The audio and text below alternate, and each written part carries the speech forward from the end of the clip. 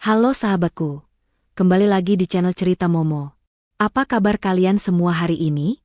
Aku harap kalian selalu dalam keadaan baik dan penuh semangat. Siapkan hati dan emosi kalian, karena kali ini, kita akan menyelami sebuah kisah pengkhianatan yang sangat menguji kesabaran. Kisah tentang Aurelia, seorang istri yang dihina mentah-mentah di dalam jet pribadinya sendiri oleh suami dan wanita simpanannya. Bahkan mertuanya pun ikut tersenyum sinis melihat penderitaannya. Mereka berkata, "Kamu tak pantas berada di pulau pribadi kami." Tapi mereka tidak tahu, 2 jam setelah mendarat di pulau itu, pengumuman dari seorang hakim akan membalikan semua keadaan dan membuat mereka menyesal seumur hidup. Siapakah pemilik pulau yang sebenarnya? Sebelum kita masuk ke dalam bab pertama yang mendebarkan, jangan lupa untuk tunjukkan dukungan kalian. Like video ini. Subscribe channel Cerita Momo, agar kalian tidak ketinggalan kisah-kisah seru lainnya. Nyalakan lonceng notifikasinya. Dan yang paling penting, yuk ramaikan kolom komentar. Komen di bawah dengan format, nama kalian, asal kota, dan kata, hadir. Ayo, kita mulai. Inilah bab 1, penerbangan menuju pengkhianatan dari cerita, kamu tak pantas berada di pulau pribadi kami. Jet pribadi tipe Gulfstream G700 melaju membelah angkasa dengan mulus, membawa 3 penumpang dalam kemewahan yang sunyi namun tegang. Di salah satu sofa kulit berwarna krem yang empuk, duduklah Aurelia, seorang wanita dengan ketenangan yang tampak dingin, matanya yang tajam menatap kosong pada pemandangan awan di luar jendela. Di sampingnya, duduk Vino, suaminya, seorang pria yang selalu membawa aura kesombongan dan kekuasaan, yang kali ini tampak gelisah sekaligus gembira. Dan di seberang mereka, Bu Ratna, ibu mertua Aurelia, mengawasi menantunya dengan pandangan sinis yang tak pernah hilang. Selama ini, bagi Bu Ratna, Aurelia hanyalah menantu donatur yang sayangnya tidak berasal dari kalangan ningrat yang setara dengan keluarga mereka, sebuah kesalahan yang harus selalu dibayar Aurelia dengan perlakuan dingin. Perjalanan ini, pikir Bu Ratna, akan menjadi puncak dari penderitaan Aurelia. Aurelia tahu ada yang tidak beres sejak awal. Vino bersikeras membawanya dalam perjalanan mendadak ke sebuah pulau pribadi yang diklaim sebagai aset terbaru keluarga. Namun, gelagat Vino yang terlalu bersemangat dan bisik-bisiknya yang misterius dengan Bu Ratna, membuat naluri bisnis Aurelia menjerit waspada. Padahal, jauh di lubuk hatinya, Aurelia sudah tahu. Ia tahu lebih dari yang mereka duga. Jet ini, kursi kulit ini, bahkan sebagian besar saham perusahaan yang membuat Vino bisa mengklaim jet ini sebagai miliknya, semuanya berasal dari dirinya. Dari kerja kerasnya selama bertahun-tahun melalui perusahaan investasi properti rahasia yang tidak pernah ia ungkapkan kepada siapapun dalam keluarga ini. Ia menikah dengan Vino bukan karena cinta buta, melainkan karena ambisinya untuk menguji seberapa jauh ketulusan seorang pria dan seberapa dalam keserakahan sebuah keluarga yang mengutamakan status. Jawaban yang ia dapatkan sungguh mengecewakan, dan hari ini, pengkhianatan itu akan mencapai puncaknya. Vino berusaha memulai percakapan ringan, mencoba menutupi kegugupannya dengan senyum lebar yang terlihat palsu di mata Aurelia. Ia berbicara tentang bagaimana pulau itu akan menjadi lambang kekuasaan mereka, bagaimana mereka akan merayakannya. Bu Ratna sesekali menimpali dengan kalimat bernada meremehkan tentang bagaimana wanita dengan latar belakang biasa, seperti Aurelia harusnya bersyukur bisa menjadi bagian dari kemewahan ini. Seolah-olah Aurelia adalah seorang pemulung yang diizinkan menumpang di istana. Aurelia hanya menjawab seperlunya, menghemat energinya untuk drama yang ia yakini akan segera meledak. Ia sudah mempersiapkan mentalnya, bukan untuk menjadi korban, melainkan untuk menjadi penonton di panggung sandiwara terakhir ini, sebelum ia mengambil peran utamanya sebagai sang sutradara yang akan menutup tirai. Ketika penerbangan sudah berlangsung hampir 1 jam, tirai pembatas antara kabin utama dan area servis di belakang tiba-tiba terbuka. Seorang pramugari dengan wajah pucat tampak ragu-ragu, seolah ada sesuatu yang ia takuti di belakangnya.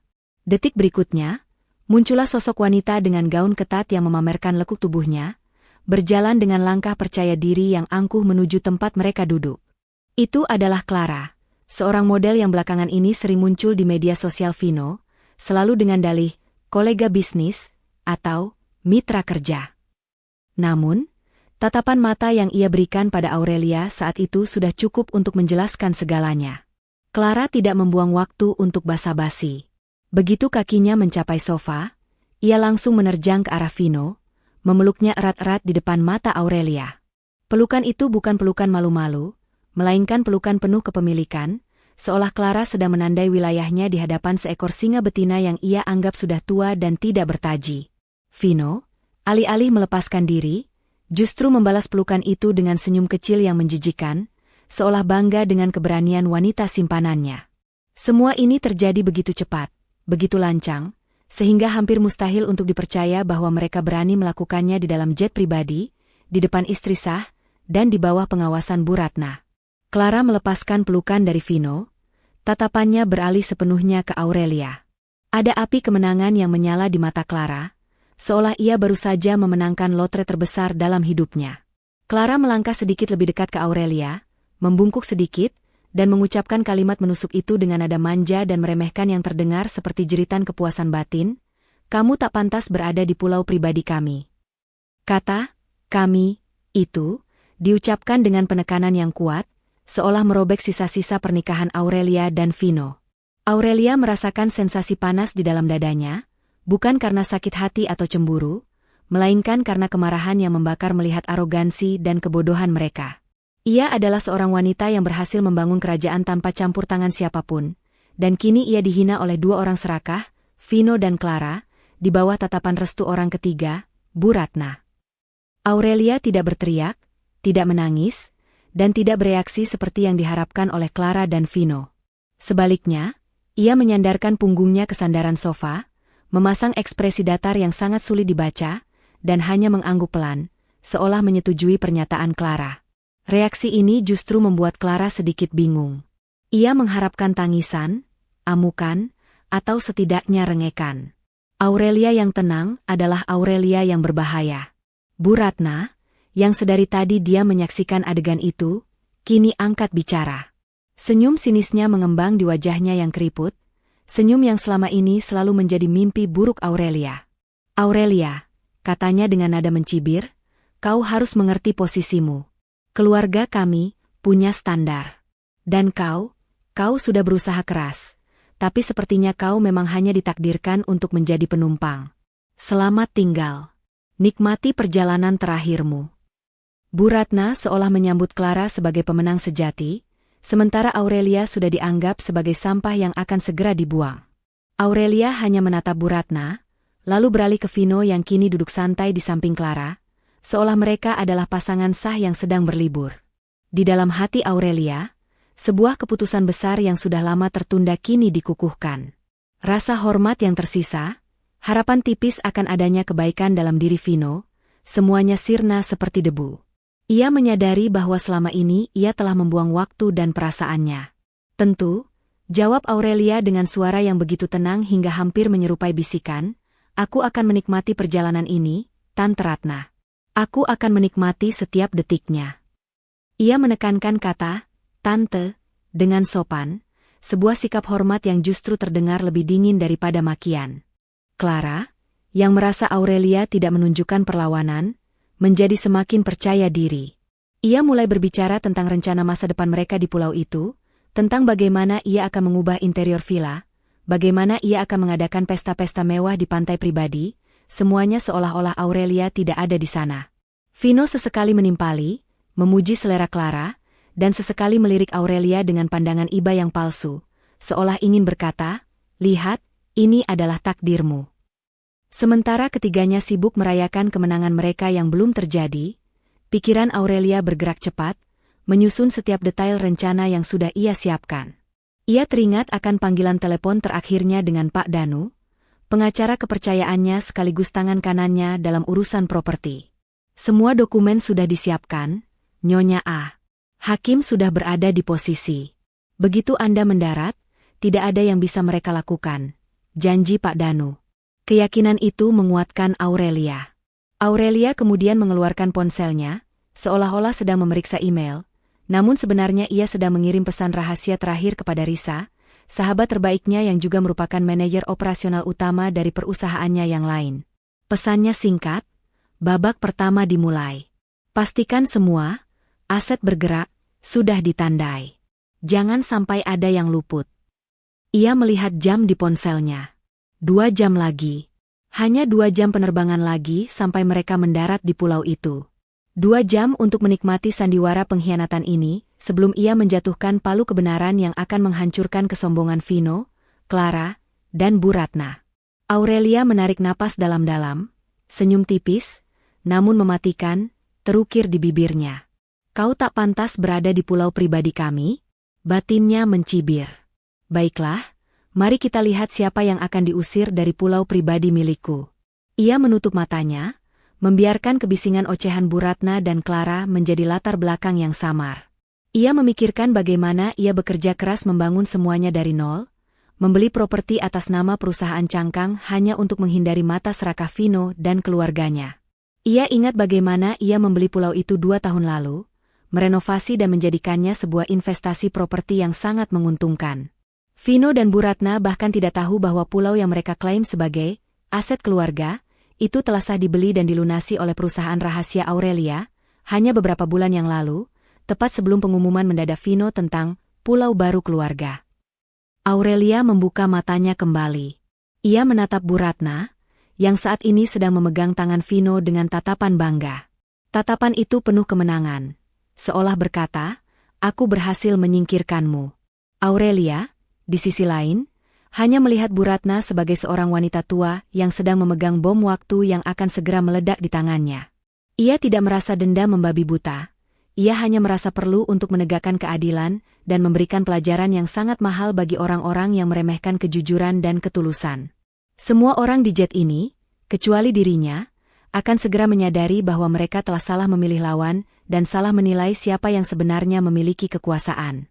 Sisa waktu 2 jam penerbangan itu terasa panjang dan penuh dengan antisipasi. 2 jam di dalam jet pribadi itu terasa seperti 1 abad bagi Aurelia. Namun bukan karena siksaan yang ia terima, melainkan karena kebosanan menyaksikan sandiwara murahan di depannya. Clara dan Vino terus berbisik, diselingi tawa kecil yang dibuat-buat, membahas rencana, masa depan, mereka. Sesekali Clara menyentuh lengan Vino, seolah memastikan kehadirannya di samping pria itu. Di sofa seberang, Bu Ratna tak henti-hentinya menatap Aurelia dengan tatapan penuh kemenangan, sesekali melempar komentar pedas yang ia anggap cerdas. Kau tahu, Aurelia, sindir Bu Ratna dengan suara yang dibuat manis, pulau ini adalah aset keluarga yang sangat berharga. Hanya orang-orang dengan visi yang bisa mengelolanya. Untungnya, Vino punya Clara sekarang. Dia punya taste yang lebih cocok dengan standar kita.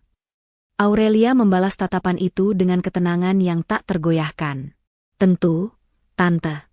Semoga saja selera baru itu bisa bertahan lama. Karena taste yang mahal biasanya membutuhkan dana yang tidak sedikit. Balasan Aurelia yang tajam namun sopan itu sejenak membuat Bu Ratna terdiam. Lidahnya keluh karena tak menyangka Aurelia akan membalas dengan sindiran balik. Vino hanya tertawa canggung, mencoba meredakan suasana yang tegang. Ia tahu istrinya, meskipun tampak lembut, memiliki kecerdasan yang tidak bisa diremehkan. Suasana menjadi sedikit mereda ketika Vino memutuskan untuk angkat bicara tentang tujuan sebenarnya perjalanan ini, meskipun dengan nada yang sangat berhati-hati.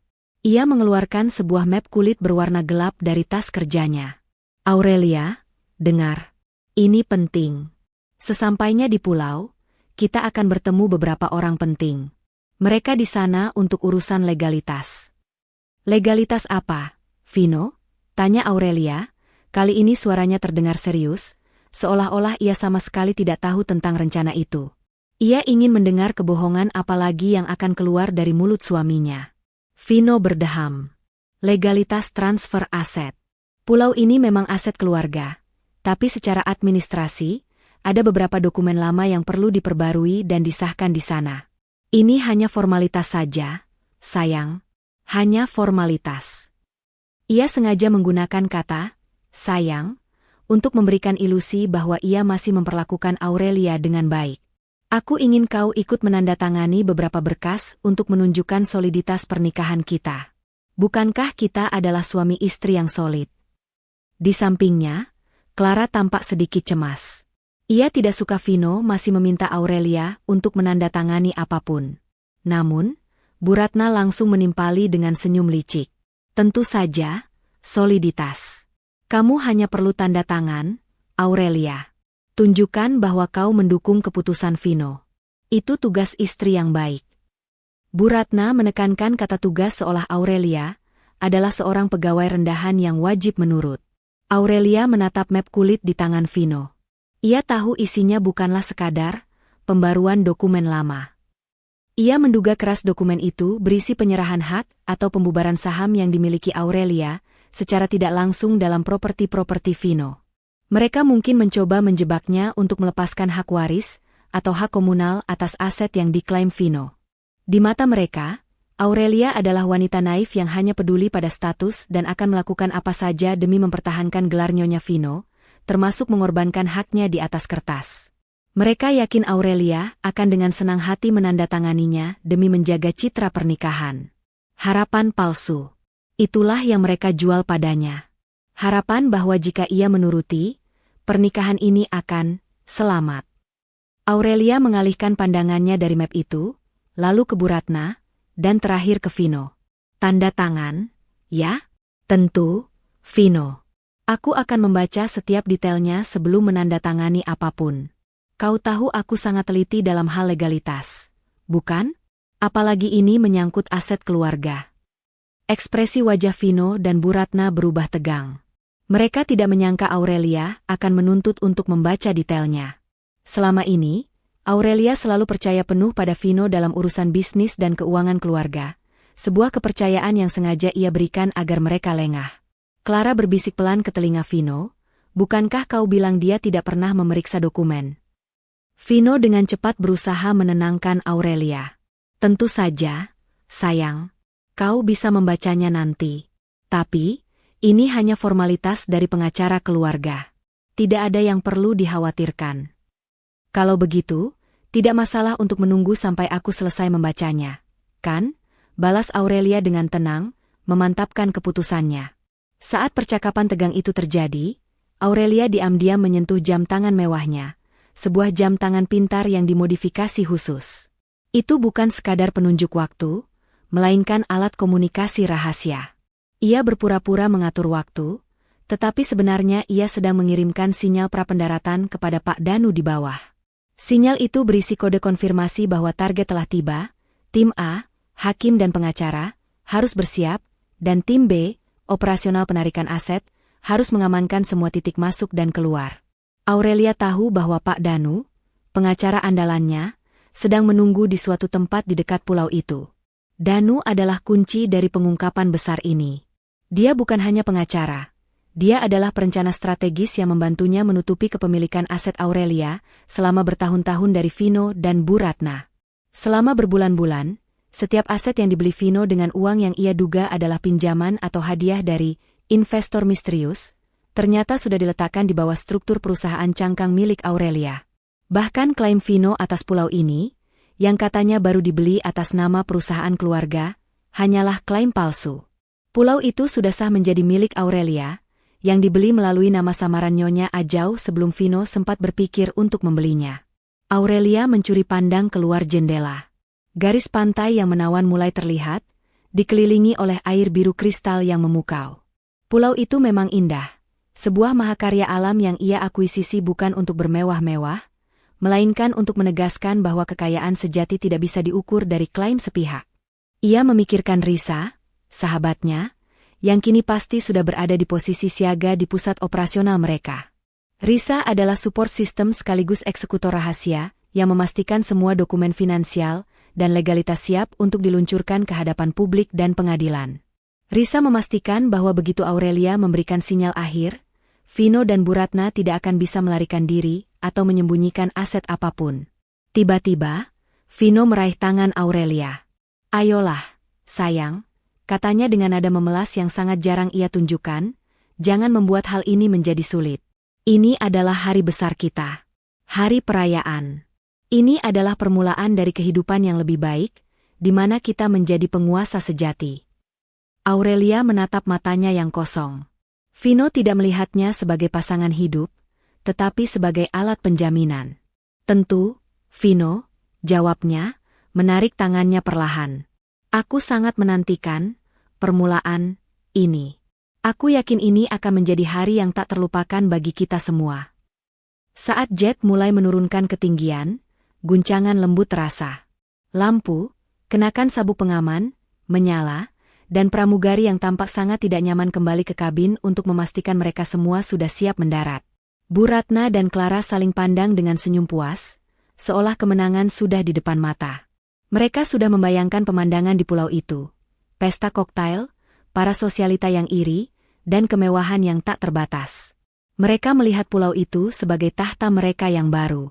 Aurelia memejamkan mata sesaat. Ia membayangkan Bu Ratna dan Clara yang akan menangis histeris, Vino yang akan memohon ampun, dan dirinya yang berdiri tegak sebagai pemilik sah. Ia tidak melakukannya karena dendam, tetapi untuk kebebasan. Kebebasan dari cengkraman keserakahan, kebohongan, dan pengkhianatan yang selama ini menyelimuti hidupnya. Detak jantungnya berpacu, bukan karena takut, melainkan karena antisipasi. Pulau harapan palsu ini sebentar lagi akan menjadi saksi bisu kejatuhan mereka dan kebangkitannya yang sesungguhnya. Ia menoleh ke arah Vino, senyumnya kini benar-benar tulus, namun mengandung makna yang jauh lebih dalam. Kau pikir kau membawaku ke neraka? Kau salah, Vino. Aku sedang membawamu ke pengadilan. Pendaratan jet terasa mulus. Begitu jet berhenti sepenuhnya, pintu dibuka oleh seorang staf dengan seragam putih bersih. Aroma laut asin dan udara tropis langsung menyeruak masuk. Pulau itu, dengan pasir putihnya yang berkilauan di bawah sinar matahari pagi, tampak sangat memikat. Vino dan Clara segera berdiri, dengan Bu Ratna mengikuti di belakang, bersemangat untuk menjadi yang pertama menginjakan kaki di surga baru mereka. Ayo, Aurelia. Cepatlah. Jangan buang waktu, seru Bu Ratna dengan tidak sabar. Aurelia, dengan keanggunan seorang ratu, mengambil waktu sejenak untuk merapikan blazernya. Ia melangkah keluar terakhir, menyambut cahaya matahari. Begitu kakinya menyentuh tanah, pemandangan di depannya membuat Vino, Clara, dan Bu Ratna terdiam kaku. Di sana, di atas pasir putih, berdirilah sekelompok orang, bukan penyambut atau pelayan, melainkan pria-pria berjas rapi, wajah mereka tanpa ekspresi, diapit oleh Pak Danu dan seorang pria parubaya yang mengenakan jubah kebesaran. Pria berjubah itu adalah hakim. Harapan palsu di wajah mereka seketika runtuh. Babak 2 telah berakhir. Pengkhianatan akan segera menuai konsekuensinya. Langkah kaki Vino yang penuh percaya diri, Clara yang gemulai, dan Bu Ratna yang angkuh seketika terhenti, seolah mereka baru saja menabrak dinding tak kasat mata. Begitu mendarat di pulau yang mereka klaim sebagai milik mereka, pemandangan yang menyambut mereka bukanlah barisan pelayan dengan handuk dingin atau sekelompok manajer resor, melainkan sebuah formasi yang dingin dan formal. Di tengah hamparan pasir putih yang seharusnya menjadi panggung kemenangan mereka, berdiri 7 sosok berjas gelap yang tampak seperti pengacara atau pengawal, dan yang paling mencolok, 2 pria berdiri di depan formasi itu. Pak Danu dan seorang pria parubaya yang mengenakan jubah kebesaran seorang hakim. Wajah Vino berubah pucat, kebahagiaan yang tadi terpancar di matanya lenyap digantikan kebingungan. Clara dan Bu Ratna saling pandang, mencoba membaca situasi. Hakim? Mengapa ada hakim di pulau pribadi ini? Bukankah seharusnya hakim hanya datang ke pengadilan? Vino, ada apa ini? Tanya Bu Ratna, suaranya terdengar panik dan tidak yakin. Ia berusaha menenangkan diri dengan berbisik kepada anaknya. Mungkin ini kejutan? Kejutan untuk meresmikan kepemilikan? Mungkin ini ritual mewah para miliarder, memanggil hakim untuk pembacaan akta. Keraguan di matanya menunjukkan bahwa ia sendiri tidak yakin dengan penjelasan yang ia buat. Vino, yang selalu menganggap dirinya seorang yang paling cerdas, mencoba mengendalikan situasi. Tenang, M.A. Tenang. Ini pasti salah satu rencana Tuan Haris, pengacara keluarga. Mungkin ini formalitas, M.A. Jangan panik. Ia melangkah maju, memasang senyum resmi yang biasa ia gunakan saat bernegosiasi bisnis. Sementara itu, Aurelia, yang berdiri beberapa langkah di belakang mereka, diam-diam mengamati reaksi ketiganya. Ia menikmati setiap detik dari kekacauan emosi yang terjadi di wajah mereka. Ia melihat kepanikan Bu Ratna, rasa ingin tahu yang cemas dari Clara, dan kebingungan yang bercampur ketakutan di mata Vino. Ini adalah babak yang paling ia tunggu. Kedatangan tak terduga yang sesungguhnya bukanlah Clara di jet, melainkan hakim di pantai. Vino berjalan menghampiri Pak Danu, yang ia kenal sebagai pengacara yang sangat terkenal dan disegani, meskipun ia tidak pernah berurusan langsung dengannya. "Pak Danu," sapa Vino, mengulurkan tangan. "Selamat datang. Kami tidak menyangka sambutannya akan seformal ini. Apakah Tuan Haris sudah memberitahu Anda tentang rencana upacara kecil kami?" Pak Danu tidak membalas uluran tangan Vino. Ekspresi wajahnya sedingin es. "Tuan Vino, saya tidak di sini atas undangan Tuan Haris.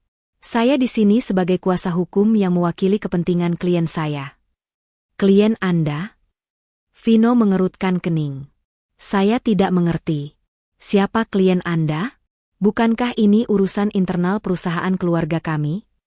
Saat itulah Aurelia berjalan maju, melewati Vino, Clara, dan Bu Ratna yang kebingungan. Ia berdiri di sebelah Pak Danu, wajahnya kini tidak lagi datar, melainkan memancarkan aura otoritas yang tidak pernah dilihat Vino sebelumnya. "Kliennya adalah saya, Vino," kata Aurelia dengan nada yang sangat jelas dan tegas. Vino, Bu Ratna, dan Clara tercekat. Bu Ratna tertawa kering, berusaha menutupi rasa malunya. "Omong kosong apa ini, Aurelia? Kau bercanda? Dia pengacara kelas atas. Kau bahkan tidak mampu menyewa jasa pengacara untuk mendesain taman." Aurelia mengabaikan mertuanya. Ia menatap lurus ke mata Vino.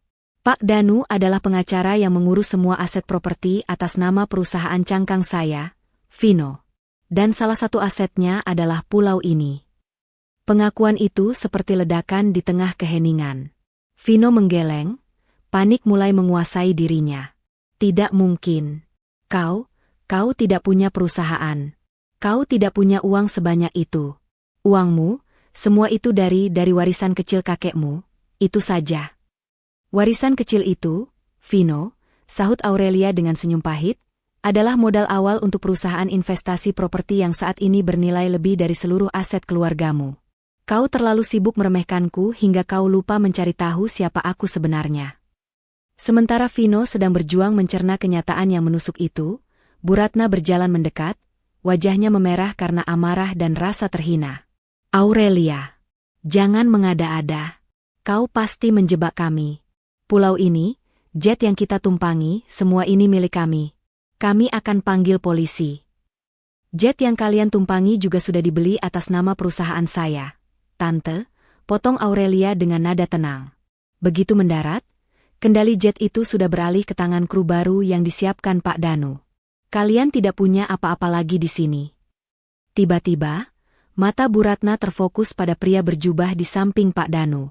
"Tunggu. Hakim? Kenapa ada hakim di sini? Kalian tidak punya wewenang. Ini bukan pengadilan," teriaknya. Hakim melangkah maju, memecah ketegangan dengan suaranya yang berwibawa. "Saya hadir di sini bukan untuk menggelar persidangan, Nyonya.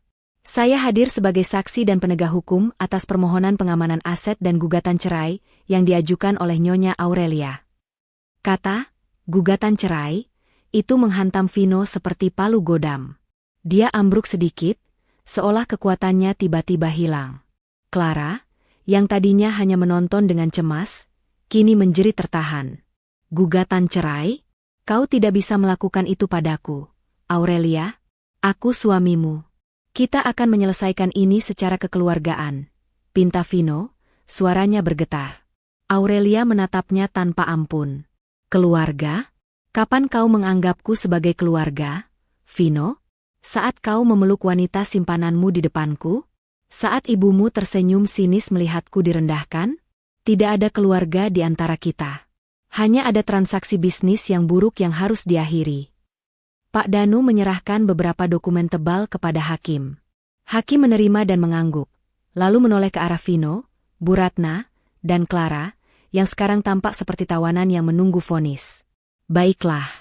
Berdasarkan bukti yang diserahkan oleh kuasa hukum Nyonya Aurelia, dan untuk meredakan sengketa yang terjadi di tempat kejadian." Hakim berhenti sejenak, menatap ketiga orang di depannya dengan pandangan serius. "Saya akan membacakan keputusan pengamanan aset sementara. Sebelum itu, perlu saya umumkan, berdasarkan akta kepemilikan yang sah dan sudah terdaftar sejak 6 bulan lalu." Vino, Bu Ratna, dan Clara menahan napas. Ini adalah detik-detik yang paling menentukan. Bu Ratna masih berharap ini semua hanya mimpi buruk. Hakim lanjutkan dengan suara lantang yang memecah keheningan pulau itu. Saya mengumumkan bahwa pulau yang menjadi lokasi kita berdiri saat ini, termasuk semua infrastruktur dan bangunan di dalamnya, telah sah dimiliki oleh PT Cakra Investama Property, yang direpresentasikan penuh oleh direktur utamanya, Nyonya A, atau yang juga dikenal sebagai Aurelia. Suara Tu terdengar ketika Bu Ratna tidak mampu lagi menahan berat badannya dan jatuh terduduk di pasir.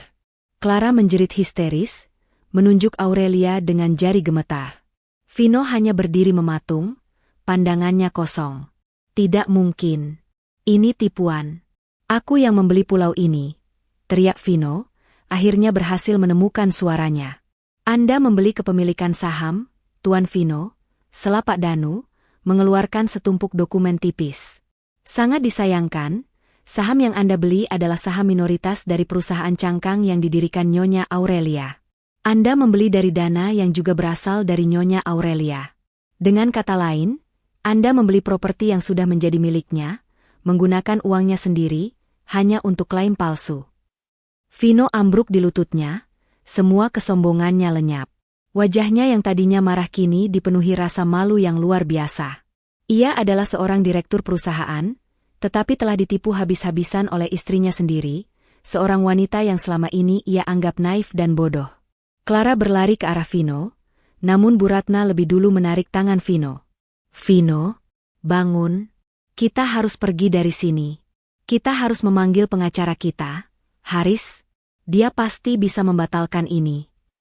Hakim mengangkat tangan, menghentikan kekacauan itu.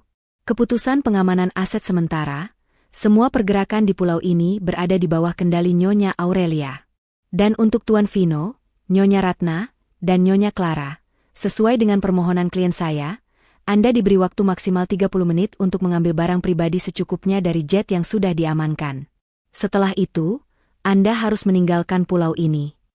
Clara, yang menyadari kemewahan yang ia dambakan kini hancur, menoleh ke arah Aurelia dengan tatapan penuh kebencian. Kau wanita kejam. Kau perencana jahat. Kau menghancurkan hidup kami. Aurelia membalas tatapan itu dengan tatapan yang lebih dingin. Aku hanya menegakkan keadilan atas pengkhianatan yang kalian pertontonkan di depanku. Aku tidak menghancurkan hidup kalian. Kalian yang menghancurkan kepercayaan dan pernikahanku. Sekarang, kalian harus membayar harganya. Vino menatap Aurelia. Air mata penyesalan mulai membasahi pipinya. Dia tahu, ini adalah akhir dari segalanya. Kekayaan, status, dan bahkan kebebasannya.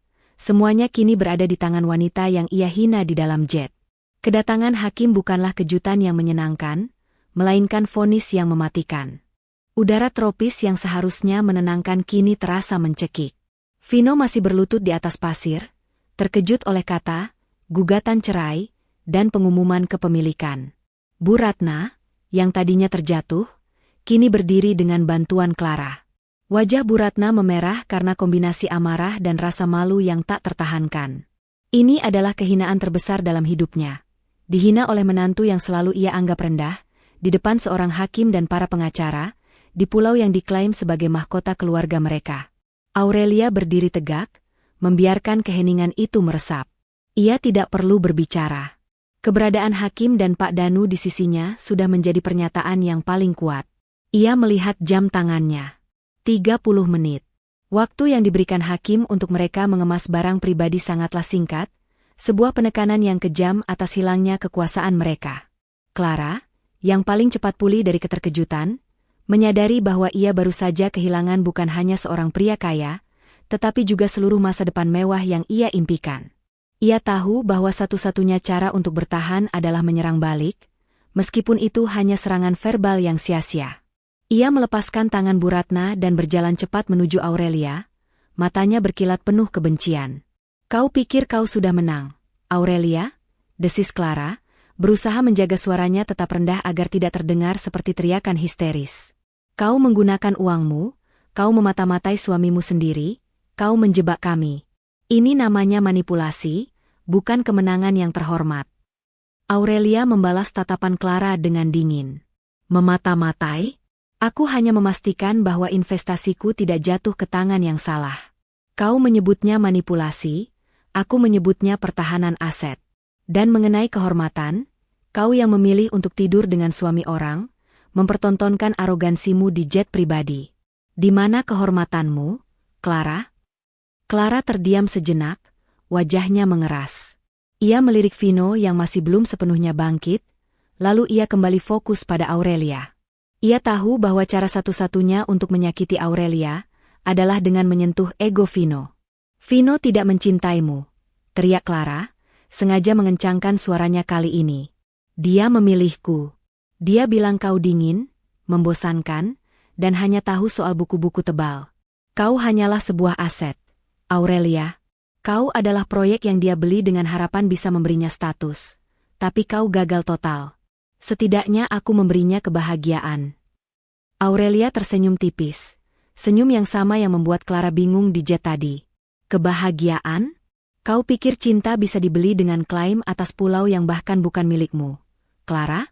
Baguslah, jika Vino sudah menemukan kebahagiaan. Karena sebentar lagi, ia akan menyadari bahwa harga kebahagiaan yang kau tawarkan jauh lebih mahal daripada yang ia duga. Aurelia menoleh ke arah Pak Danu. Pak Danu, tolong jelaskan kembali kepada mereka konsekuensi dari pengumuman ini. Pak Danu mengangguk dan melangkah maju. Sesuai dengan putusan hakim yang baru saja disampaikan, Nyonya Aurelia saat ini memegang kendali penuh atas pulau ini. Selain itu, seiring dengan pengajuan gugatan cerai, kami juga telah mengajukan tuntutan terkait pencucian uang dan penyalahgunaan dana perusahaan yang dilakukan Tuan Vino. Perlu kalian ketahui, dana yang kalian gunakan untuk liburan mewah dan pembelian aset pribadi lainnya, selama 1 tahun terakhir berasal dari akun yang berada di bawah pengawasan perusahaan Nyonya Aurelia. Pernyataan itu membuat Vino akhirnya bangkit. Tuntutan? Pencucian uang? Aku tidak melakukan itu. Bantahnya, matanya melebar karena ketakutan yang nyata. Ancaman pidana jauh lebih menakutkan daripada kehilangan properti. Semua transaksi Anda, Tuan Vino, termasuk pembelian mobil sport, jam tangan mewah, dan bahkan dana operasional harian, tercatat menggunakan kartu kredit perusahaan yang dananya berasal dari modal Nyonya Aurelia, jelas Pak Danu dengan tenang. Karena Nyonya Aurelia belum secara resmi mencabut hak penggunaan Anda selama proses pernikahan, semua itu dianggap sebagai penyalahgunaan, apalagi digunakan untuk kepentingan pribadi dan wanita simpanan Anda. Tuan Vino, Anda akan menghadapi penyelidikan keuangan yang mendalam. Kami memiliki semua bukti transfernya. Bu Ratna ambruk lagi, kali ini dalam keheningan yang menyakitkan. Mobil sport? Mobil yang kubawa? Itu juga? Lirihnya, suaranya hampir tidak terdengar. Kami telah memasang penanda hukum atas semua aset bergerak dan tidak bergerak yang terbukti dibeli menggunakan dana tersebut, Nyonya Ratna. Ini termasuk, dan tidak terbatas pada, mobil, perhiasan, dan bahkan beberapa barang mewah di rumah utama Anda, jawab Pak Danu dengan nada dingin. Clara, melihat nasib Vino dan Bu Ratna, mulai menyadari kengerian situasi ini. Ia tidak hanya kehilangan suami kaya, tetapi ia bisa terseret ke dalam masalah hukum karena menerima hadiah-hadiah mahal yang ternyata berasal dari uang yang bermasalah. Ia beralih dari mode penyerang menjadi mode korban. Tapi aku tidak tahu. Aku hanya menerima hadiah. Aku tidak tahu itu uang bermasalah, teriak Clara. Aurelia menatap Clara, kali ini dengan pandangan iba yang sangat tipis. Ketidaktahuan bukanlah pembelaan di mata hukum, Clara. Tapi jangan khawatir, jika kau bersedia bekerja sama dan mengembalikan semua hadiah yang Vino berikan, Pak Danu mungkin bisa membantumu terhindar dari masalah yang lebih besar. Di tengah kekacauan itu, Vino tiba-tiba melakukan gerakan putus asa. Ia berjalan cepat mendekati Aurelia, mencoba meraih tangannya, namun Aurelia mundur selangkah. Aurelia, dengarkan aku. Aku minta maaf. Aku salah. Aku tidak tahu kau memiliki semua ini. Aku bersumpah akan berubah. Aku akan meninggalkan Clara. Kita bisa membatalkan semua ini. Kita bisa menjadi suami istri yang sebenarnya. Kumohon, Aurelia, jangan ambil segalanya dariku. Jangan. Suaranya pecah, ia memohon seperti anak kecil yang kehilangan mainannya. Air mata membasahi wajahnya yang tadinya sombong. Detik-detik itu terasa seperti pemberhentian waktu bagi Aurelia. Inilah pria yang pernah ia cintai, kini berlutut di depannya, bukan karena cinta, melainkan karena ketakutan kehilangan kekayaan. "Vino," kata Aurelia, suaranya lembut namun penuh ketegasan. "Terlambat. Pengumuman sudah dibuat. Hakim sudah menjadi saksi. Kau sudah menunjukkan dirimu yang sebenarnya. Aku memberimu kesempatan bertahun-tahun untuk membuktikan bahwa kau layak mendapatkan kepercayaanku, namun kau memilih untuk membawaku ke sini, ke pulauku sendiri, untuk mempermalukanku di depan wanita simpananmu dan ibumu. Aku tidak bisa membatalkan proses hukum yang sudah berjalan. Kau akan membayar atas setiap kebohongan, dan aku akan mendapatkan kembali kebebasanku." Aurelia menoleh ke arah hakim. "Yang mulia, saya ingin penarikan aset segera dieksekusi, termasuk rumah utama mereka di kota. Dan saya tidak ingin mereka memiliki akses ke jet pribadi lagi. Mereka harus meninggalkan pulau ini dengan transportasi paling sederhana." Hakim mengangguk. "Permintaan diterima. Petugas, silakan antarkan mereka ke jet untuk mengambil barang pribadi, dan setelah itu, siapkan perahu sederhana untuk keberangkatan mereka." Clara menjerit lagi, memprotes. Bu Ratna meratap, menuduh Aurelia kejam. Vino hanya bisa menundukkan kepala, membiarkan para petugas berjas gelap membawanya pergi. Mereka berjalan menuju jet dengan langkah gontai, dikawal seperti penjahat. Mereka yang tadinya datang sebagai penguasa, kini pergi sebagai pesakitan, hanya boleh membawa satu tas kecil pribadi, meninggalkan semua kemewahan yang mereka banggakan. Aurelia menyaksikan mereka berjalan menjauh, bayangan mereka perlahan memudar di bawah terik matahari pulau itu. Ia tidak merasa bahagia atau puas, melainkan merasakan sebuah kelegaan yang mendalam. Pintu babak ini telah tertutup. Pengumuman telah disampaikan. Detik-detik penantian itu telah berakhir, digantikan oleh awal dari kebebasannya. Ia telah memenangkan pertempuran, bukan dengan amarah, tetapi dengan strategi dan kesabaran. Waktu 30 menit yang diberikan oleh hakim berlalu seperti kilat bagi Vino, Bu Ratna, dan Clara. Mereka kembali dari jet pribadi dengan wajah basah oleh air mata dan keringat, membawa tas jinjing kecil yang diizinkan, yang terasa kosong dibandingkan dengan isi koper-koper mewah yang biasanya mereka bawa. Clara yang biasanya tampil sempurna, kini maskaranya luntur, membuat matanya terlihat seperti mata panda yang ketakutan. Bu Ratna merengek tak henti-hentinya, berbisik bahwa ini adalah akhir dari reputasi keluarga. Vino, si direktur yang angkuh, berjalan dengan bahu terkulai, menatap kosong ke arah Aurelia. Di sisi lain, Aurelia telah mengambil posisi di teras sebuah villa mewah yang menghadap langsung ke pantai, diapit oleh Pak Danu dan beberapa pengawal. Ia menyesap teh herbal dengan santai, seolah sedang menikmati sore yang tenang, bukan menyaksikan kehancuran mantan suami dan mertuanya. Aura kekuasaan yang ia pancarkan kini tak terbantahkan. Saat mereka tiba di tepi pantai, alih-alih jet pribadi yang membawa mereka, yang menunggu hanyalah sebuah perahu kayu tua yang biasa digunakan oleh nelayan lokal untuk mengangkut hasil tangkapan. Perahu itu tidak memiliki atap dan tampak sangat tidak layak untuk ditumpangi oleh 3 orang yang baru beberapa jam lalu duduk di kursi kulit jet mewah. Bu Ratna menjerit nyaring melihat perahu itu. "Apa-apaan ini? Kami tidak akan naik perahu itu. Kami akan naik kapal pesiar. Kami berhak." Pak Danu melangkah maju. "Nyonya Ratna, sesuai perintah pengadilan sementara dan permintaan klien saya, Anda harus meninggalkan pulau ini dengan moda transportasi yang paling sederhana. Jet dan kapal pesiar mewah kini berada di bawah pengamanan aset. Perahu ini adalah pilihan yang tersedia." Clara menatap Aurelia yang duduk di teras. "Kau kejam, Aurelia. Kau benar-benar ingin mempermalukan kami sampai ke tulang," teriak Clara dengan suara serak. Aurelia meletakkan cangkir tehnya, suaranya mencapai mereka dengan kejelasan yang mematikan. "Mempermalukan? Ketika kau memeluk suamiku dan berkata aku tidak pantas berada di sini, kau juga sedang mempermalukan diriku, Clara. Bedanya, aku melakukannya dengan dasar hukum, sementara kau melakukannya dengan dasar keserakahan." Vino, akhirnya, memberanikan diri untuk berbicara. Ia berjalan tertatih ke arah Aurelia, mengabaikan Pak Danu.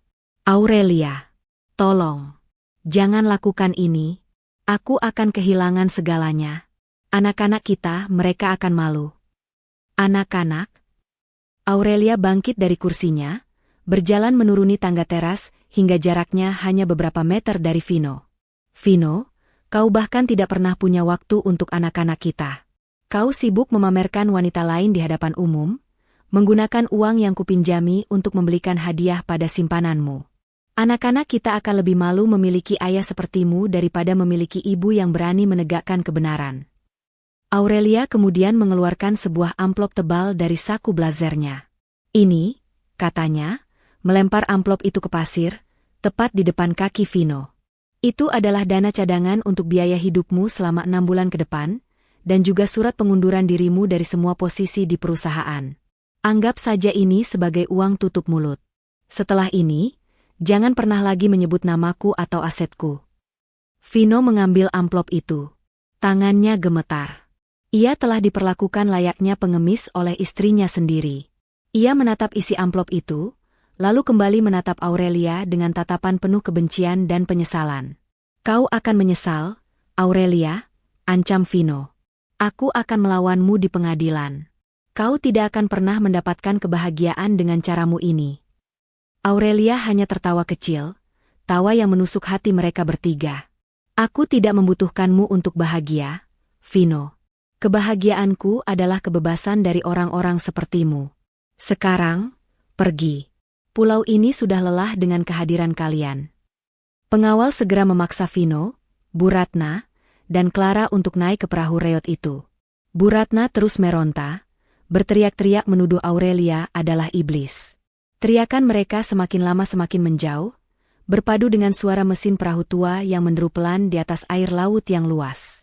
Pemandangan ketiganya yang tadinya angkuh, kini duduk berdesakan di perahu kecil tanpa atap, meninggalkan pulau yang seharusnya menjadi lambang kekuasaan mereka, adalah pemandangan yang tak ternilai harganya bagi Aurelia. Mereka diusir, dan Aurelia adalah yang mengusir. Setelah perahu itu menghilang di cakrawala, Aurelia kembali ke teras. Hakim dan Pak Danu menghampirinya. Semua selesai, Nyonya Aurelia. Semua aset bergerak mereka yang berada di daratan sudah diamankan oleh tim kami. Kami telah memasang pengawas di rumah utama. Mereka tidak punya tempat kembali untuk saat ini, lapor Pak Danu. Aurelia mengangguk. Terima kasih, Pak Danu. Kerja bagus. Ia berjalan ke arah pantai, menatap jejak kaki Vino, Bu Ratna, dan Clara yang kini perlahan terhapus oleh ombak. Ia merasa beban bertahun-tahun telah terlepas. Ia telah melepaskan ilusi pernikahan dan melepaskan dirinya dari jerat keserakahan. Aurelia kemudian mengambil ponselnya dan menelepon Risa, sahabat dan support sistemnya yang sudah menunggu kabar ini di kota. Risa, semuanya sudah beres, kata Aurelia. Mereka sudah pergi. Sekarang, saatnya babak kedua. Aku ingin semua media sosial dan berita bisnis mulai malam ini dikirimi rilis pers eksklusif. Kita tidak akan menutupi masalah ini. Aku ingin semua orang tahu mengapa Vino dan keluarganya tiba-tiba menghilang dari peredaran. Aku ingin rilis itu berbunyi, CEO rahasia PT Cakra Investama Properti menggugat cerai suami dan mengambil kembali aset keluarga setelah pengkhianatan terungkap. Di seberang telepon, Risa terdengar antusias. Siap, Aurelia. Aku sudah lama menantikan ini. Dunia akan terkejut. Mereka akan tahu bahwa wanita yang selama ini mereka anggap hanya istri pendiam adalah penguasa sejati. Satu hal lagi, Risa, tambah Aurelia. Hubungi catering terbaik. Aku ingin mengadakan pesta kecil di pulau ini malam ini. Pesta perpisahan untuk masa lalu, dan pesta penyambutan untuk masa depan. Dan pastikan jet pribadi yang baru kuberikan ke perusahaan, sudah siap untuk menjemputmu dan tim besok pagi. Aurelia mengakhiri panggilan. Ia memandang langit biru di atas pulau miliknya. Pulau pribadi yang mereka klaim, kini sepenuhnya di bawah kendalinya. Pengusiran itu bukan akhir dari cerita, melainkan awal dari pengumuman yang sebenarnya, yang akan mengguncang dunia bisnis dan sosialita kota. Mereka telah meremehkannya, dan kini giliran dunia yang akan menyaksikan betapa besar kesalahan mereka. Perahu kayu itu, yang membawa 3 penumpang yang tadinya angkuh, merapat di pelabuhan kecil yang jauh dari keramaian ibu kota. Vino, Bu Ratna, dan Clara melangkah ke daratan, tampak lusuh dan hancur. Mereka tidak punya sopir pribadi, tidak ada mobil mewah yang menjemput. Vino harus merogoh saku, mengeluarkan uang tunai dari amplop yang diberikan Aurelia, uang yang terasa seperti penghinaan, hanya untuk menyewa taksi menuju rumah utama mereka. Dalam perjalanan itu, Bu Ratna terus menyalahkan Vino atas kebodohannya dan Clara atas kelancangannya. "Ini semua gara-gara kau, Clara." Wanita tak tahu diri, teriak Bu Ratna. "Mengapa kau harus memeluknya di depan Aurelia? Sekarang, kita kehilangan segalanya." Clara membalas, air matanya sudah mengering, digantikan oleh kemarahan. "Tentu saja aku memeluknya. Dia bilang dia akan menceraikan wanita membosankan itu. Vino yang bilang Aurelia tidak akan pernah tahu apa-apa." Vino hanya diam, kepalanya pusing. Ia tahu, yang paling bersalah di sini adalah dirinya sendiri. Ia terlalu dibutakan oleh keserakahan dan keyakinan bahwa ia bisa mengendalikan Aurelia, si istri bodoh. Sekarang, ia kehilangan istri, kekuasaan, dan sebentar lagi, reputasi. Begitu mereka tiba di rumah mewah yang selama ini mereka tinggali, mereka disambut bukan oleh kenyamanan, melainkan oleh keheningan yang mencekam. Di pintu gerbang, sudah terpasang pengumuman dari firma hukum Pak Danu tentang pengamanan aset sementara. Seluruh staf rumah tangga telah pergi, hanya menyisakan beberapa orang dari tim keamanan yang dikirim Aurelia. Bu Ratna langsung berlari masuk ke ruang tamu, memeriksa koleksi vas porselen mahalnya, dan menghela napas lega saat semuanya masih di tempat. Namun, kelegaan itu hanya sesaat. Tiba-tiba, Vino tersentak. Ia menyalakan televisi plasma di ruang keluarga, dan seketika itu juga, rahasia terbesar Aurelia meledak ke hadapan mereka. Layar televisi menayangkan berita utama darurat. Wajah Aurelia terpampang di layar, bukan sebagai istri dari direktur perusahaan ternama, tetapi sebagai CEO rahasia dari PT Cakra Investama Property, sebuah perusahaan investasi real estate yang selama 5 tahun terakhir diam-diam menguasai sebagian besar proyek properti mewah di kota itu, termasuk pulau pribadi yang baru saja mereka kunjungi. Presenter berita, sungguh pengungkapan yang mengejutkan. Wanita yang selama ini dikenal sebagai Nyonya Vino, Aurelia, ternyata adalah otak di balik raksasa properti yang asetnya bernilai triliunan rupiah. Menurut rilis pers dari firma hukumnya, Aurelia hari ini telah menggugat cerai suaminya, Vino, atas dasar perselingkuhan, dan yang lebih mengguncang, ia telah menarik kembali semua aset, termasuk rumah mewah ini, yang selama ini dibeli suaminya menggunakan dana pinjaman dari perusahaannya sendiri. Vino ambruk di sofa. Bu Ratna menjerit. Tidak mungkin. Perusahaan itu, dia bilang dia hanya punya saham kecil. Itu bohong. Clara, yang berdiri mematung, menatap foto Aurelia di layar. Wanita yang ia hina di jet itu adalah penguasa sejati, pemilik dari segalanya, termasuk pria yang ia rebut. Bu Ratna segera berlari menuju lemari besi pribadinya. Ia mencoba membuka brankas tempat ia menyimpan perhiasan keluarga. Namun, kunci itu tidak berfungsi. Di sebelahnya, ada selembar surat dari Pak Danu. Isinya menginformasikan bahwa perhiasan keluarga, yang merupakan agunan atas salah satu pinjaman yang diatur Aurelia, kini juga berada di bawah pengamanan aset. Bahkan berlian dan perhiasan yang ia beli dengan uang tunai, dianggap sebagai aset yang diperoleh dari keuntungan bisnis Vino yang diselidiki. Kembali ke ruang keluarga, Vino menatap Bu Ratna dan Clara dengan tatapan kosong. "Selama ini, kita hidup dari uangnya. Kita menghina pemilik aslinya. Kita menertawakan orang yang memberi kita makan."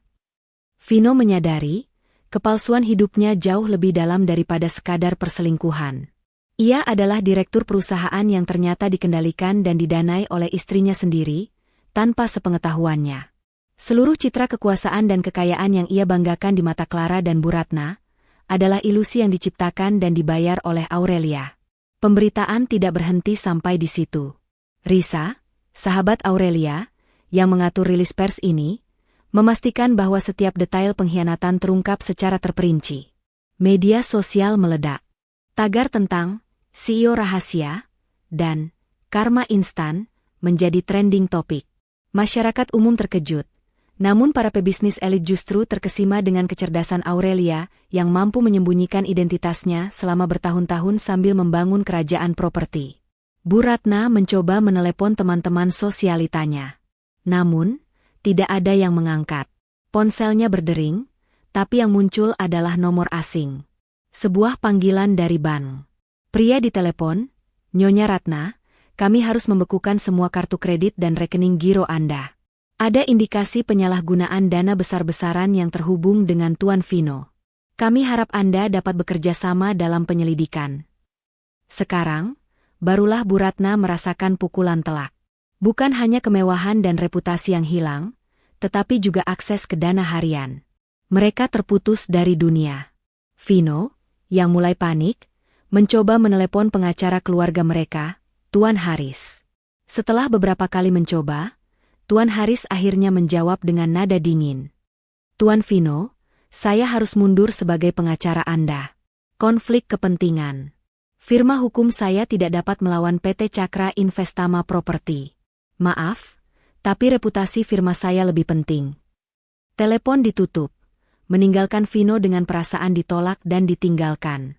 Clara, yang menyadari ia tidak akan mendapatkan apa-apa dari Vino yang kini miskin, mulai panik. Ia bergegas ke kamar tamu, tempat ia menyimpan beberapa tas mahalnya. Ia harus melarikan diri sebelum ia ditarik ke dalam kasus hukum Vino. Namun, saat ia membuka kamar, beberapa petugas dari tim Pak Danu sudah berdiri di sana. Nyonya Clara, sapa salah satu petugas. Kami diberi perintah untuk menyita semua barang yang diduga dibeli oleh Tuan Vino. Kami minta kerja sama Anda. Semua tas, perhiasan, dan barang branded yang Anda bawa dari luar harus kami bawa. Clara menjerit histeris. Ia mencoba merebut tasnya, tapi sia-sia. Ia menyadari, tidak ada jalan keluar. Ia telah kehilangan segalanya. Malam itu, Vino dan Bu Ratna duduk di ruang keluarga yang gelap. Televisi masih menyala, menampilkan wajah Aurelia yang tenang, pemilik rahasia yang kini menjadi berita utama. Rahasia terbesar telah terungkap. Mereka berdua harus menghadapi kenyataan pahit. Mereka bukan hanya kehilangan kekayaan, tetapi juga martabat. Mereka telah diusir dari pulau yang diklaim, dan kini mereka akan diusir dari rumah yang mereka tempati, semuanya oleh wanita yang mereka anggap tidak pantas.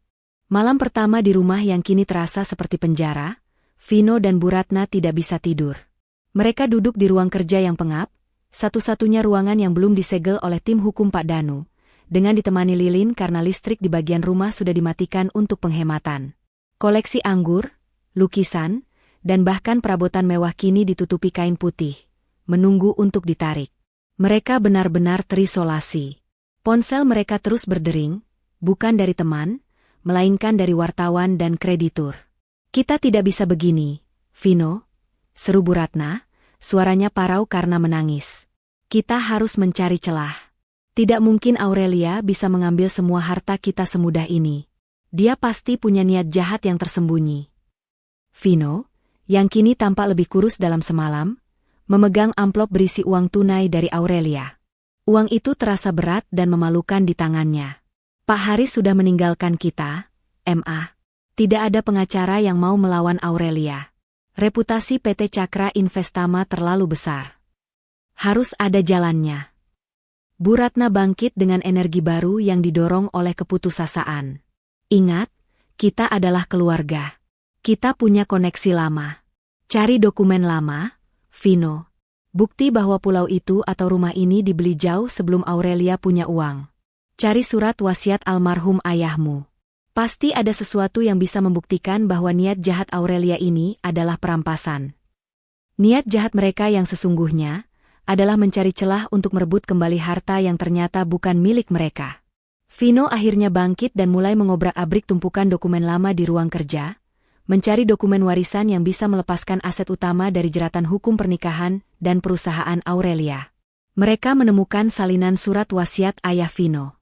Surat itu menyatakan bahwa aset utama keluarga, termasuk rumah ini dan sejumlah saham perusahaan lama, tidak boleh dijual atau diagunkan kecuali atas persetujuan Bu Ratna dan satu-satunya pewaris langsung, Vino. Mereka merasa ada harapan. Lihat, Vino. Bu Ratna berseru penuh kemenangan. Dia tidak bisa begitu saja menyita rumah ini. Ini warisan ayahmu. Kita bisa bilang di pengadilan bahwa Aurelia memaksamu menandatangani dokumen pinjaman itu. Kita bisa bilang dia melakukan pemalsuan. Vino ragu. Tapi, MA, kita tahu aku yang tanda tangan. Dan Tuan Haris bilang Pak Danu adalah pengacara yang sangat teliti. Kita harus berbohong. Vino, potong Bu Ratna dengan mata liar. Ini satu-satunya cara. Aurelia sudah bertindak kejam dan jahat. Sekarang kita harus lebih jahat darinya. Kita akan melibatkan anak-anak. Kita bilang kita melakukan ini demi masa depan mereka. Di tengah upaya mereka mencari dokumen, Clara muncul dari kamar tamu dengan wajah datar. Ia sudah melepaskan gaun mewahnya dan kini mengenakan pakaian sederhana yang ia temukan di tasnya. Ia tahu, ia harus menyelamatkan dirinya sendiri. Aku akan pergi, kata Clara tanpa basa-basi. Vino, aku tidak bisa terjerat masalah hukum ini. Aku sudah menghubungi pengacaraku. Mereka bilang aku harus kooperatif dengan pihak Aurelia. Vino menatapnya, merasa dikhianati lagi. Clara, kau meninggalkanku? Setelah semua yang kita lalui? Kita melalui kebohongan, Vino. Dan aku tidak akan membayar harga kebohonganmu, jawab Clara dingin. Aurelia benar. Kau tidak mencintaiku. Kau hanya mencintai uangnya. Dan sekarang, dia sudah mengambilnya kembali. Selamat tinggal. Clara pergi, menutup pintu, meninggalkan Vino dan Bu Ratna dalam kegelapan dan keputusasaan mereka sendiri. Keesokan harinya, melalui koneksi lama Bu Ratna, mereka berhasil menyewa seorang pengacara kelas 2 yang bersedia mengambil kasus ini dengan bayaran tunai dari amplop Aurelia. Pengacara itu, Pak Seno, adalah seorang oportunis. Ia melihat satu celah, menyerang moralitas Aurelia dan keabsahan prosedur hukum yang dilakukan sepihak.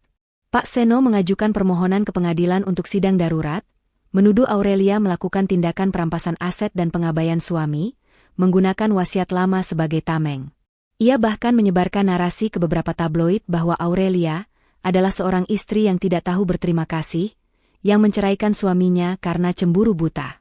Di saat yang sama, Aurelia sedang berada di pulau, merayakan keberhasilannya bersama Risa. Aurelia menerima kabar tentang serangan balik Vino melalui pesan singkat dari Pak Danu. Risa, mereka benar-benar putus asa. Mereka menyerang moralitasmu, Aurelia. Ini konyol. Aurelia, aku sudah menduga. Keserakahan tidak akan pernah mati semudah itu, Risa. Mereka tidak akan pernah mengakui bahwa mereka yang salah. Mereka akan selalu melihat aku sebagai penjahat. Itu tidak masalah. Pak Danu tiba di pulau beberapa jam kemudian, membawa semua dokumen balasan. Ia terlihat tenang, karena ia sudah mempersiapkan setiap langkah mundur Vino. Nyonya Aurelia, mereka mencoba menggunakan wasiat lama itu sebagai bukti warisan untuk menyelamatkan rumah utama. Dan mereka menuduh Anda melakukan pemalsuan dan merampas hak milik, lapor Pak Danu. Aurelia hanya tersenyum tipis. Pak Danu, apakah mereka lupa bahwa wasiat lama itu hanya melindungi properti dari penjualan? Bagaimana dengan agunan? Bagaimana dengan utang? Tepat sekali, Nyonya, kata Pak Danu, mengeluarkan sebuah dokumen yang tampak sangat rahasia. Rumah ini memang warisan. Tapi sebelum menikah, Tuan Vino diam-diam menggunakan rumah itu sebagai agunan untuk pinjaman besar untuk menutupi kerugian judi. Pinjaman itu hampir gagal bayar, dan PT Cakra Investama Properti Andalah yang membeli utang itu dari bank 2 tahun lalu. Secara legal, rumah itu kini ada di bawah hak gadai perusahaan Anda. Aurelia mengambil dokumen itu.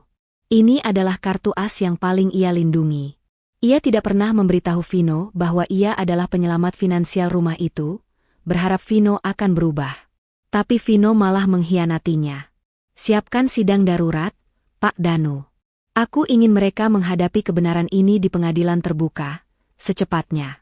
Niat jahat itu bukan milikku, tapi milik Vino yang mempertaruhkan rumah warisan ayahnya sendiri untuk menutupi kebiasaan buruknya. Sudah saatnya dia tahu siapa yang benar-benar menyelamatkan dan siapa yang menghancurkan keluarganya. Aurelia menatap dokumen itu. Harta dan niat jahat. Vino dan Bu Ratna mengira mereka sedang berjuang untuk harta warisan, padahal mereka sedang berjuang melawan konsekuensi dari niat jahat Vino sendiri. Aurelia kini siap melangkah ke panggung terakhir, bukan sebagai istri yang ditinggalkan, melainkan sebagai kreditor berkuasa yang menuntut pelunasan. Ruang sidang pengadilan negeri tampak dipenuhi oleh sorot lampu kamera dan bisik-bisik wartawan yang berhasil menyelinap masuk. Kasus gugatan cerai dan perebutan aset antara Aurelia dan Vino telah menjadi sensasi nasional, bukan hanya karena drama perselingkuhan, tetapi karena terungkapnya sosok CEO rahasia yang menguasai kerajaan properti. Semua mata tertuju pada dua belah pihak yang kini duduk berhadapan. Di satu sisi, ada Aurelia. Ia mengenakan setelan bisnis berwarna navy blue yang elegan, rambutnya ditata rapi, dan wajahnya memancarkan ketenangan absolut. Di sisinya, Pak Danu duduk dengan tumpukan dokumen yang tertata sempurna, siap meluncurkan serangan legal. Aurelia tampak seperti seorang ratu yang siap menerima penghormatan, bukan istri yang sedang berjuang di pengadilan. Di sisi lain, tampak Vino dan Bu Ratna. Wajah mereka terlihat kuyu dan tegang. Vino mengenakan jas yang tampak kebesaran, matanya dipenuhi kecemasan. Bu Ratna, meskipun berusaha keras mempertahankan martabatnya dengan pakaian mahal yang tersisa, tidak bisa menyembunyikan keputusasaan yang tergambar jelas di wajahnya. Pengacara mereka, Pak Seno, si oportunis, tampak gugup, menyadari ia sedang melawan raksasa. Sidang dibuka, dan Pak Seno memulai serangannya dengan agresif. Ia berfokus pada narasi yang dibuat-buat oleh Bu Ratna, bahwa Aurelia adalah seorang istri yang tidak tahu berterima kasih dan telah melakukan tindakan perampasan aset secara sepihak, memanfaatkan kekuasaan finansialnya. Yang Mulia Hakim, ujar Pak Seno dengan suara lantang. Kami menuntut pembatalan penyitaan aset sementara, khususnya rumah utama yang merupakan warisan murni dari almarhum ayah klien kami. Nyonya Aurelia, yang bertindak dengan niat jahat dan didorong rasa cemburu, telah menggunakan perusahaan cangkangnya untuk menjerat Tuan Vino.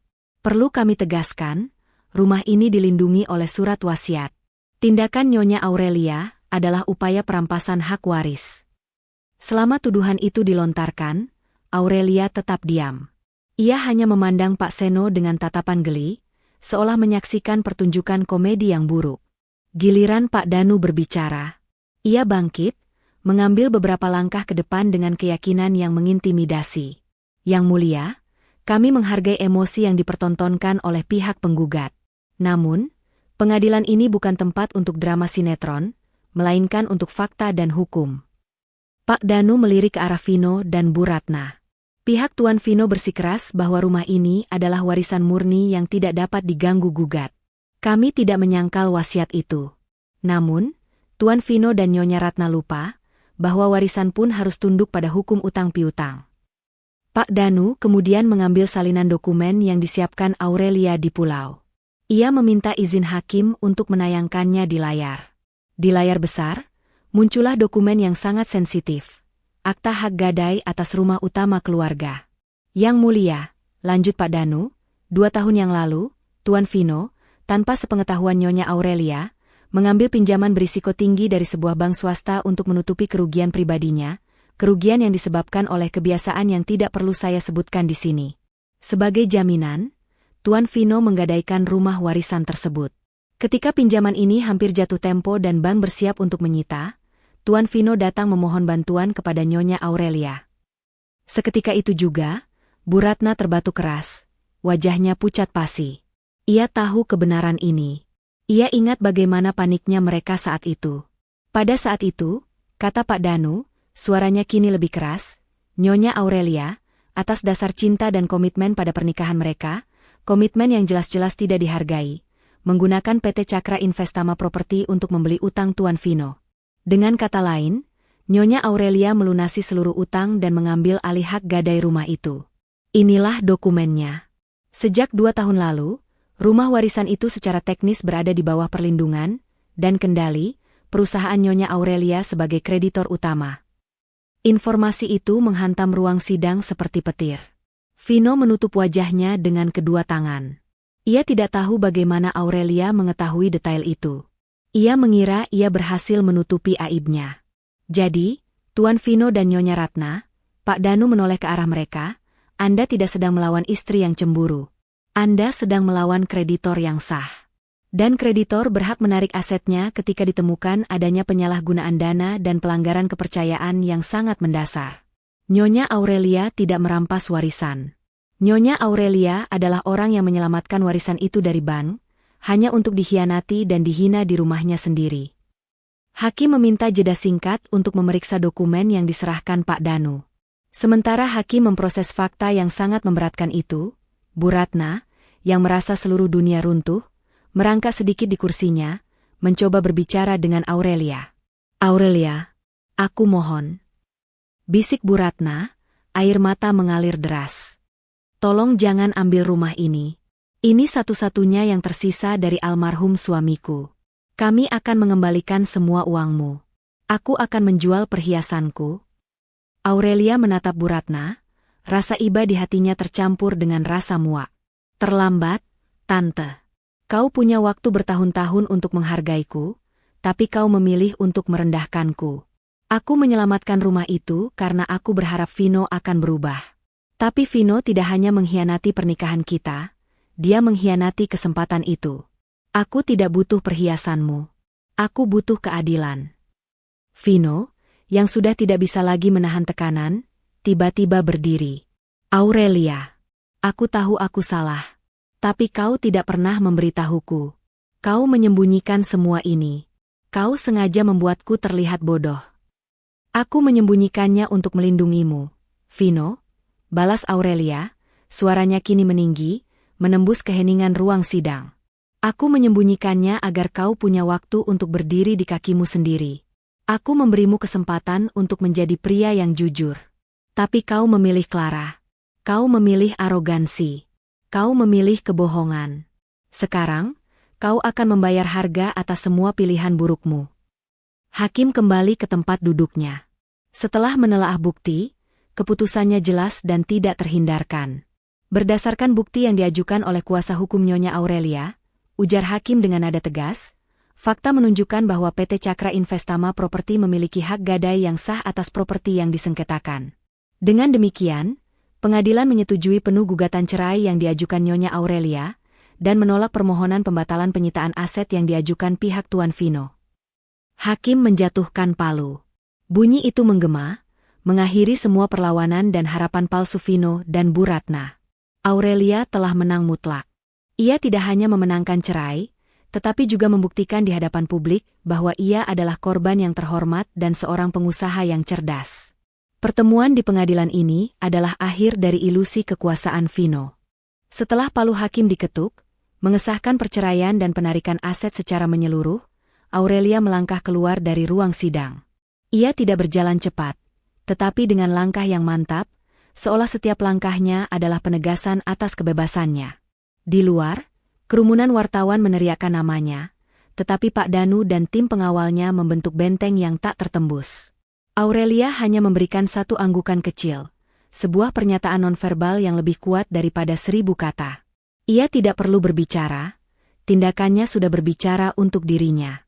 Dalam mobil mewahnya, yang kali ini memang ia beli atas nama pribadinya, Aurelia bersandar. Ia tidak merasa euforia kemenangan, melainkan sebuah keheningan yang mendalam. Kebahagiaannya bukanlah karena berhasil menghancurkan Vino dan Bu Ratna, melainkan karena ia telah berhasil membebaskan dirinya dari beban kepalsuan yang ia pikul selama bertahun-tahun. Pernikahan itu adalah topeng, dan kini topeng itu telah jatuh. "Kerja bagus, Pak Danu," kata Aurelia, suaranya tenang. "Pastikan semua proses hukum ditindaklanjuti. Saya tidak ingin ada sisa utang moral atau finansial lagi." "Tentu, Nyonya Aurelia. Semua aset bergerak kini telah dikuasai penuh oleh PT Cakra. Rumah utama akan segera dilelang untuk menutup semua utang yang telah Anda bayarkan. Tuan Vino dan Nyonya Ratna tidak lagi memiliki akses ke apapun," lapor Pak Danu. Aurelia hanya mengangguk. Ia sudah tidak peduli dengan nasib mereka. Tugasnya sebagai kreditor dan korban pengkhianatan telah selesai. Fokus Aurelia kini beralih sepenuhnya pada kehidupan baru yang menantinya. Ia memutuskan untuk menghilang dari sorotan media selama beberapa minggu. Tujuannya adalah tempat di mana semua drama ini dimulai, namun kini menjadi tempat kedamaian, pulau pribadinya. Di pulau itu, Aurelia menghabiskan hari-harinya bukan untuk bekerja, melainkan untuk menyembuhkan diri. Ia berjalan di pantai, merasakan pasir di antara jari kakinya, dan membiarkan suara ombak menghapus sisa-sisa kebisingan pengadilan dan cacian Clara. Ia mulai melukis lagi, hobi yang sudah lama ia tinggalkan karena sibuk mengurus perusahaan dan berpura-pura menjadi istri direktur, yang bodoh. Di pulau itu pula, ia bertemu dengan Risa, sahabatnya. Risa adalah jangkar yang menahan Aurelia di saat-saat paling sulit. Mereka duduk di teras villa, menghadap matahari terbenam. "Kau terlihat berbeda, Aurelia," kata Risa, tersenyum tulus. "Kau terlihat seperti dirimu yang dulu, sebelum semua drama ini." "Aku memang kembali, Risa," jawab Aurelia. "Aku selama ini fokus pada balas dendam dan strategi, hingga aku lupa apa yang membuatku bahagia. Vino dan ibunya memaksaku untuk bermain peran, dan peran itu hampir membuatku kehilangan diriku yang sesungguhnya." Aurelia memutuskan untuk membuat perubahan radikal dalam hidupnya. Ia tidak ingin lagi menyembunyikan identitasnya. Ia secara resmi mengumumkan dirinya sebagai CEO PT Cakra Investama Property. Keberaniannya, kecerdasannya dalam bisnis, dan kisahnya yang dramatis justru menjadi merek dagang yang kuat. Perusahaannya melonjak, mendapatkan kontrak-kontrak besar karena para investor kini percaya pada wanita yang mampu memainkan peran lemah selama bertahun-tahun demi melindungi asetnya. Di tengah kesibukan barunya, Aurelia juga memfokuskan diri pada keluarga intinya, khususnya anak-anak. Ia membawa anak-anaknya ke pulau itu, menghabiskan waktu berkualitas, menjelaskan secara jujur dan dengan bahasa yang mudah dimengerti mengapa ia dan ayah mereka berpisah. Anak-anaknya, yang selama ini sering diabaikan oleh Vino, kini merasakan kehadiran penuh ibunya, dan mereka menyambut kebebasan ini dengan sukacita. Aurelia juga memanfaatkan ketenarannya yang baru untuk tujuan filantropi. Ia mendirikan yayasan yang fokus pada pemberdayaan perempuan dalam bidang properti dan keuangan, mendorong mereka untuk berani mengendalikan nasib finansial mereka sendiri dan tidak bergantung pada pasangan. Ia menjadi inspirasi, seorang wanita yang diinjak-injak di dalam jet pribadinya sendiri, namun bangkit sebagai pemilik jet itu.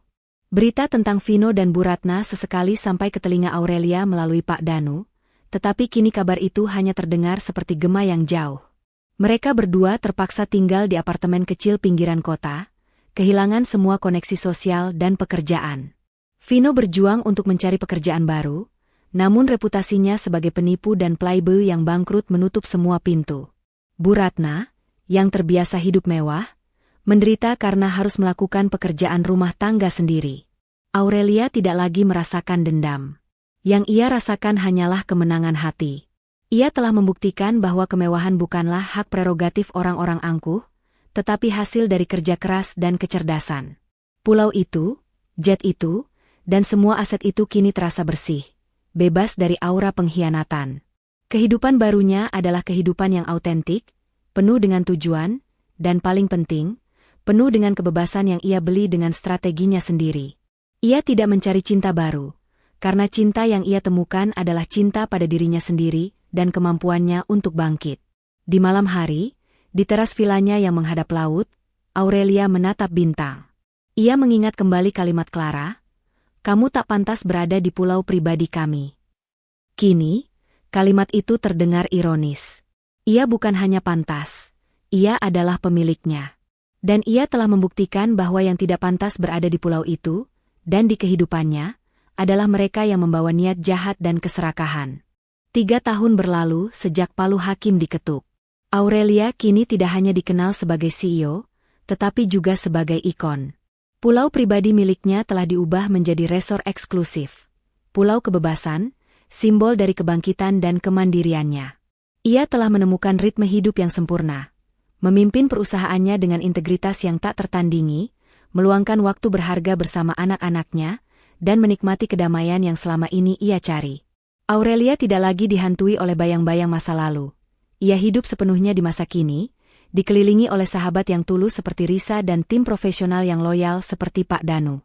Pagi itu, Aurelia menerima sebuah laporan rutin dari timnya. Laporan itu mencantumkan data lelang properti yang kini telah ditutup. Rumah warisan yang menjadi sengketa telah berhasil dijual dengan harga tinggi, dan dananya telah menutupi seluruh kerugian PT Cakra Investama Property dan utang-utang yang disebabkan oleh Vino. Aurelia merasa lega.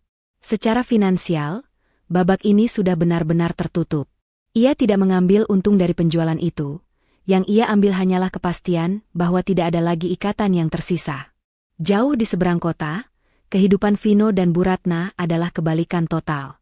Mereka harus menghadapi kenyataan pahit tanpa kemewahan, status, dan bahkan dukungan sosial.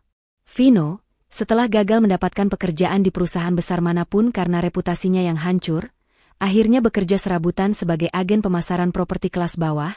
Ironisnya, ia menjual properti dari perusahaan pesaing Aurelia.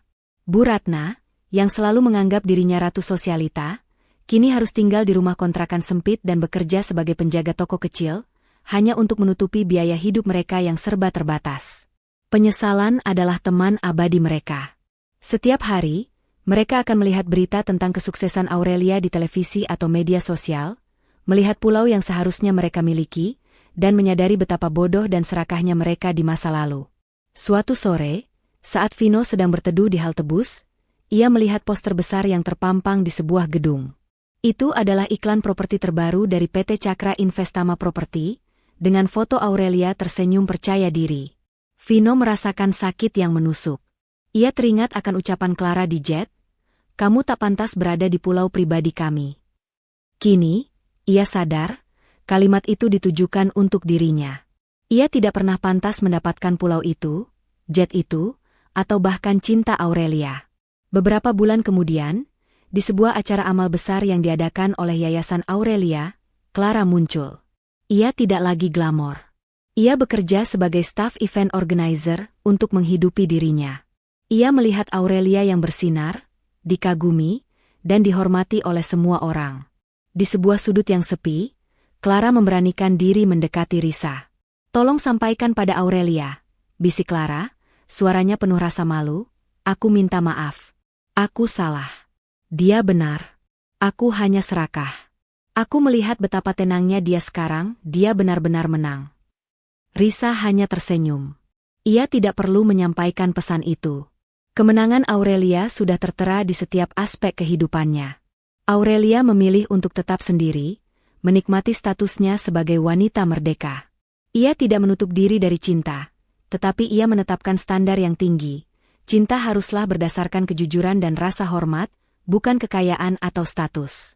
Pada akhirnya, ia berhasil mendapatkan kebahagiaan yang seutuhnya. Ia tidak hanya mendapatkan kembali hartanya, tetapi ia mendapatkan kembali martabatnya. Ia tidak membalas dendam dengan menghancurkan, tetapi dengan menegakkan kebenaran.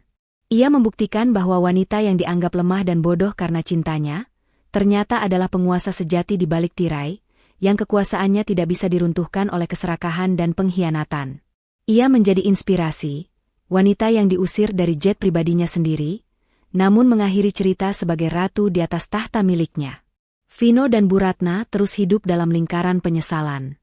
Mereka kehilangan bukan hanya harta, tetapi juga kesempatan untuk hidup bahagia. Mereka akan selalu dihantui oleh ingatan akan hari di mana mereka menertawakan dan merendahkan pemilik sah segalanya. Kekuatan sejati tidak diukur dari apa yang kamu klaim, tetapi dari apa yang kamu bangun dan seberapa besar integritas yang kamu miliki.